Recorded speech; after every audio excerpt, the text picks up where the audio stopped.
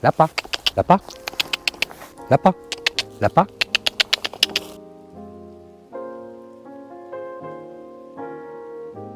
Salut à toi, mollet d'acier et avide de nature sauvage. Merci de me retrouver dans cette vidéo consacrée aux nœuds. Je vais vous présenter cette fois-ci 3 types de nœuds qui vous seront utiles sur le terrain. Tu commences à me fatiguer, hein. Qu'est-ce que c'est que cette histoire? Est-ce qu'on peut filmer dans de bonnes conditions sans être embêté? Merci beaucoup, ne cherche pas. On reprend, allez. Libre à vous d'utiliser le style de corde qui vous convient, synthétique, naturel, là, c'est vous qui voyez. Pensez quand même à prévoir de réutiliser la corde que vous utilisez, car en termes d'économie, il faut être dans la résilience. Là, on fait pas les foufous, hein. On préserve la nature et le moins d'impact aussi possible sur la nature. Premier nœud, le nœud de cabestan. Alors ce nœud est à la base de la construction en bois. Il est utilisé pour bloquer un objet. C'est le début du breulage. Pour cela, il vous faudra de la corde. Prévoyez 2 brassées. Une brassée, 2 brassées. Et on coupe. Soit 1,50 m, 2 m de longueur de corde. 3 bouts de bois mort, car nous allons nous confectionner un trépied dans un premier temps. Mobilier indispensable du bushwhacker et de la bushwhackers, you know? Bushwhackers. Le mieux, c'est de vous montrer comment procéder. Pour la recherche du bois mort, je vais vous montrer comment bien différencier du bois mort du bois vivant. Ça, c'est très simple. Donc là, particulièrement sur le poste où je suis, c'est assez simple de voir, je vous montre. Donc là, nous sommes bien en présence de bois mort, hein, bien sûr. Alors, je sais pas si c'est de l'acacia ou quoi que ce soit, mais ça, pour genre de construction, vous pouvez utiliser. Vous pouvez utiliser ça aussi pour du bois de chauffage, c'est pas mal non plus. Quand vous avez affaire aussi à ce genre d'arbre, mon pote le frêne, ça c'est excellent là. Mais là vous avez du bois de chauffage, du bois de construction. Alors le petit moyen de savoir si c'est vraiment mort ou pas, il suffit simplement de regarder la cime, voir si vous n'avez pas de feuilles qui poussent encore dessus, quoi. Voilà, le truc tout simple pour savoir si c'est vraiment du bois mort. Vous regardez la cime, regardez s'il y a des feuilles. S'il y a des feuilles, bon, c'est à vous de juger après, c'est à vous de voir. On n'est pas bûcheron, donc... Alors il va vous falloir forcément une scie, ça c'est impératif, outil indispensable du bushwhacker et de la bushwhackers, you know. Vos 2 brassées de cordes et une paire de gants pour ceux qui n'aiment pas se salir les mains, parce que moi je n'aime pas trop me salir les mains, et puis c'est toujours pratique une paire de gants. Ustensile indispensable aussi du bushwhacker et de la bushwhackers, you know. Une paire de gants, toujours dans la poche. Bon là je me suis sélectionné un bon bestiau, un bon tronçon qui est tombé et tout au sol, qui va me permettre de faciliter déjà l'affaire, parce qu'il n'est pas trop pourri. Regardez bien aussi s'il n'est pas trop pourri, hein, parce que bon, si c'est pour un trépied, c'est pas très important. Enfin, si votre gamelle se casse la gueule et si t'as que ça à manger, c'est pas très cool non plus, hein. Donc prévoyez un bon diamètre, hein, je vais vous montrer tout ça, je vais tronçonner le truc et puis on va passer à la pratique. Allez, c'est parti. C'est pas mal. Allez, on va se faire ici là.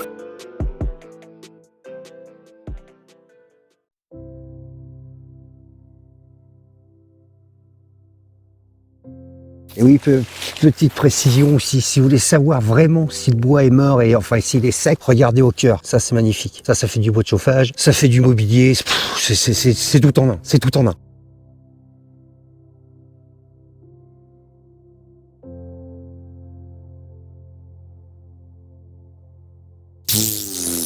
Ça c'est de le rembarre, ça. Amazing.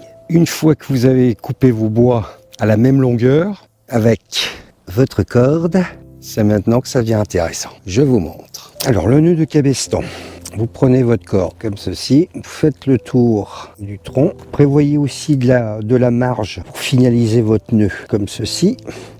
Une fois que vous vous retrouvez comme ça, vous passez votre corde ici sur la gauche, vous venez maintenir le point, vous reprenez votre bout et vous venez repasser dans l'autre. Voilà. Et là, vous avez votre nœud de cabestan.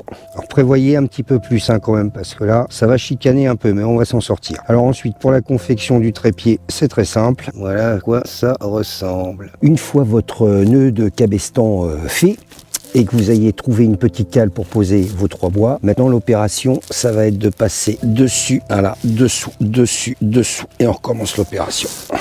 Dessus, dessous. Alors, prévoyez de garder un petit peu de corde aussi.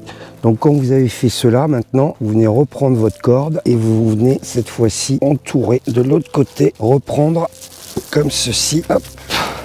On vient resserrer, on refait la même opération et ensuite pareil de l'autre côté. passer comment les fumiers.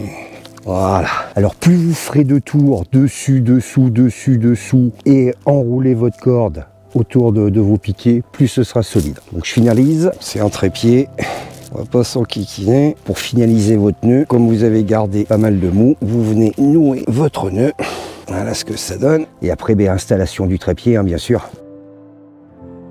Bon, là, petit réchaud, hein, tu te fais ta petite popote et puis t'es tranquille, peinard. Avec ce trépied aussi, on peut faire aussi une chaise, parce que je vais vous montrer aussi comment on peut faire une chaise. Avec le brelage carré, en croix, en diagonale. Donc je vais vous montrer un style de brelage. Donc pour cet exercice, il va vous falloir 2 bouts de bois supplémentaires que je vous montre. Pour la longueur des bois, prévoyez assez long aussi, c'est-à-dire comme ceci. Voici à peu près ce que ça doit faire. Vous avez un point d'accroche ici, un point d'accroche ici, et avec un peu plus de longueur pour faire votre assise. C'est pas beau ça? Une paire de gants. Et bien sûr, de la corde. Amazing. Une fois votre nœud de cabestan fait sur un bout de votre trépied, vous prenez votre corde comme ceci, et là vous venez faire un carré. Donc vous passez par-dessous et vous revenez chercher de l'autre côté. Off, off. Voilà. Une fois que vous avez fait vos tours, vous venez repasser ensuite à l'intérieur tout en serrant. Et ensuite, commencez à garder du mou. Petit nœud de finalisation. Impeccable, impeccable. L'avantage aussi d'avoir des gants, c'est que quand vous avez les mains humides, vous ne vous coupez pas les mains. Impeccable. Voilà ce que ça donne une fois fini. Donc là, je vais refaire l'opération une fois, 2 fois, 3 fois et tout, et puis je vous montre le résultat final.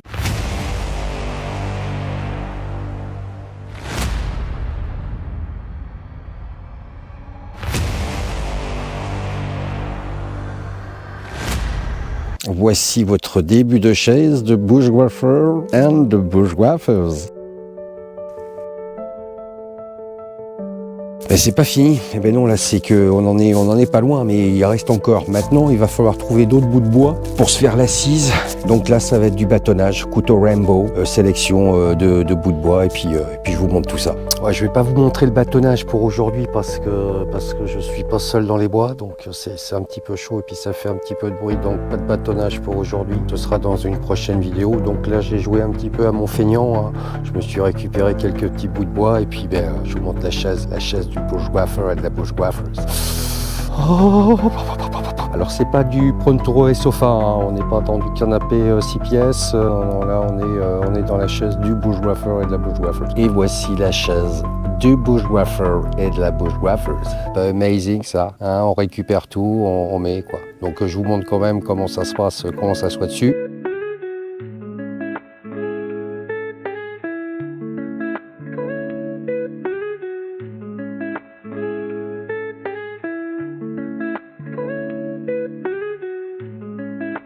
C'est pas beautiful ça? Non mais faut applaudir. Mettez un pouce, mettez un like, mettez un commentaire. Merci beaucoup. Amazing. Et c'est complètement gratuit. 3e nœud. Merci l'armée de l'air. Un petit peu chiant ça. Nul, nul, nul et renul. C'est quand tu veux, Jeannot. Nul, nul, nul, nul, nul, nul, nul.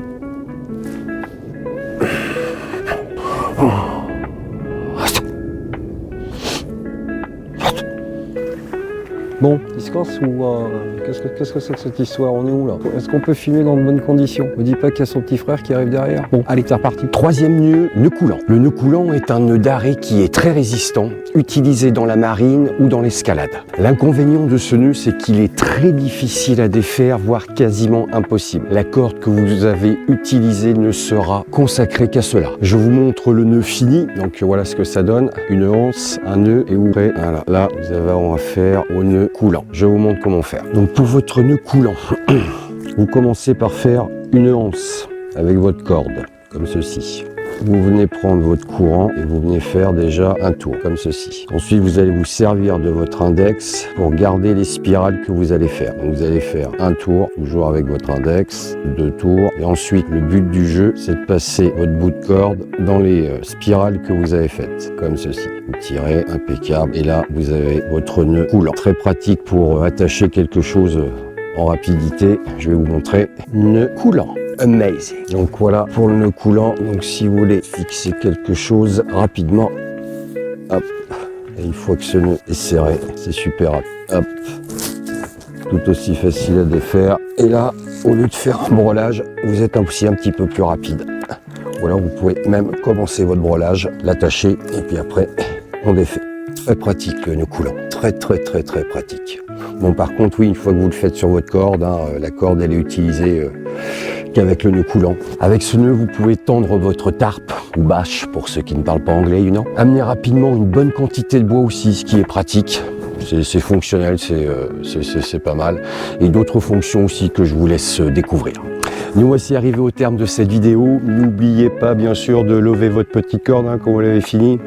Hein, levage de petite corde. Ça mange pas de pain, ça boit pas d'eau. Tranquillou. Petit conseil quand même, plus vous pratiquerez ces nœuds, plus vous serez à l'aise avec et puis ce sera plus rapide, plus efficace, plus sobre aussi parce que sur le terrain c'est les maîtres mots du bushgrapher ou de la bushgraphers. Hein. Rapidité, efficacité, sobriété. Raise.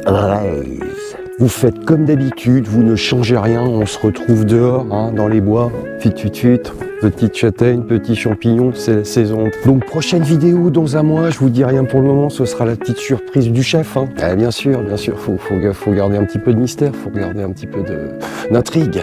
Ça c'est beau. Ça. Comme ça me permettra de bien voir si vous avez cliqué sur la cloche de notification. Hein. Je vous ai à l'œil, attention. Hein. Pas parce que je suis pas là que je vous regarde pas. Hein. Faites très attention. Hein. Comme ça au moins vous serez les premiers ou les premières à être prévenus quand je poserai cette vidéo. Ceci étant, je vous souhaite de prendre du plaisir dans ce que vous faites et surtout, faites attention à vous. Sécurité.